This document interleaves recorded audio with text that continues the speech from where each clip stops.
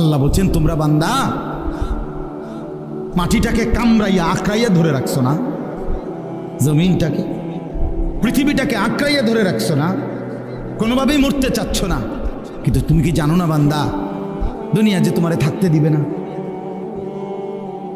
তোমার দাদা মরতে চায় নাই, তোমার দাদা থাকতে পারে নাই। তোমার বাপ মরতে চায় নাই, তোমার দাদা বাপ থাকতে পারে না। এই পৃথিবীর কেউ মরতে চায় নাই, কিন্তু কেউ থাকতেও পারে না। তুমি থাকবা কেমনে?